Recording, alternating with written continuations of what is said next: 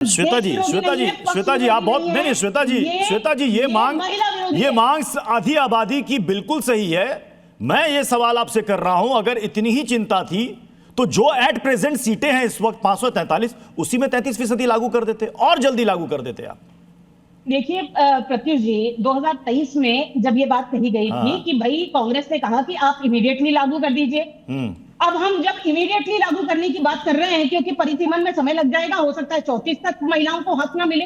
जब बात हो रही है कि भाई 29 में हक दिया जाए, तब भी आप दोबारा कोई ना कोई बात कह रहे हैं। क्या आपको उम्मीद है कि आज ये संशोधन पास हो जाएगा? श्वेता जी, उम्मीद है पास हो? उम्मीद तो कम लग रही है। इस संसद में अगर कोई भी ऐसा व्यक्ति है जिसको उसकी मां ने अच्छा संस्कार दिए हैं, मां ने उसको बड़ा किया है, तो वो अवश्य अपने अंतर मन से इस बिल को पास करेगा, क्योंकि महिलाओं को उनके हक की जरूरत है। ये बहुत बड़ी बात आप कह रही हैं कि अगर मां ने अच्छा संस्कार दिया, मतलब जो इसका विरोध करेगा उसकी मां ने उसको अच्छा संस्कार नहीं दिया।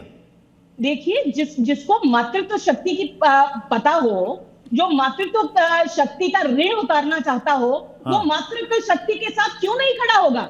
मेरा प्रश्न सिंपल ये है कि क्यों नहीं खड़ा होगा? आप कोई बहाना करके, टाइमिंग का बहाना करके, आप पहले करते तो कहते 2024 के लिए है, बाद में करते तो कहते आप 2029 के लिए है। ये तो माताओं और बहनों के लिए है, ये तो माताओं और बहनों के उनके हक की बात है। लेकिन अब अगर आप ये कह रहे हैं कि भाई जिसकी मां ने अच्छा संस्कार नहीं दिया होगा वही इसका विरोध करेगा, मैं ये कह रही हूं, मैं इतिहास में जाना नहीं चाहता किसने विरोध किया है, इस देश ने देखा है, और किसने विरोध के बाद क्या क्या बयान नहीं चले हैं, क्या क्या बयान नहीं दिए गए, और उसके बाद कैसे स्टैंड बदला है, कैसे यू टर्न लिया है कई राजनीतिक पार्टियों ने, यह भी देश ने देखा है, इतिहास गवाह है। प्रत्युष जी, इसीलिए मेरा कहना है, ये बात तो पार्टी की है ही नहीं, ये बात महिलाओं के हक की है, ये बात राजनीति की है ही नहीं, ये राष्ट्र हित की है। मैं तो मतलब कहती हूँ अपने पार्टी मैं मीनाक्षी शर्मा जी मतलब मीनाक्षी शर्मा जी, आप नहीं, ठीक है, देश की बात है, राष्ट्र की बात है। आम आदमी पार्टी इस बिल के विरोध में है, तो क्या वो राष्ट्र के खिलाफ है, देश के खिलाफ है? पहले तो मैं आपको क्लियर कर दूं कि आम आदमी पार्टी जब 2023 में ये बिल आया था, तब भी इसके फेवर में थे, आज भी फेवर में और हमेशा फेवर में वोट कीजिएगा, क्योंकि आज भी हम ये चाहते हैं कि महिलाओं को उनका अधिकार मिले। लेकिन बीजेपी उनके अधिकार देना ही नहीं चाहती, उसकी नीयत में बहुत बड़ा खोट है। और अभी जिस तरीके से बात कर रहे थे कि भाई आपकी 12 साल से सरकार है, आपने आज तक लागू क्यों नहीं किया?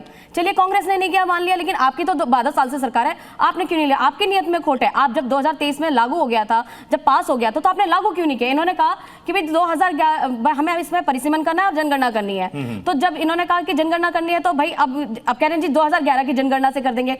तो जब 2023 में भी तो 2000 की जनगणना इनके पास अवेलेबल थी, तो इन्होंने उस समय उस जनगणना को क्यों नहीं कंसिडर किया? तो कहीं ना कहीं इनकी इंटेंशन में खोट नजर आता है। दूसरी चीज कि अब ये बात करें कि परिसीमन, तो भाई आप अभी 2026 में जनगणना कर रहे हैं, उसके बाद 2027 तक हो जाएगा, 2029 इलेक्शन में इसको लागू कर दीजिएगा।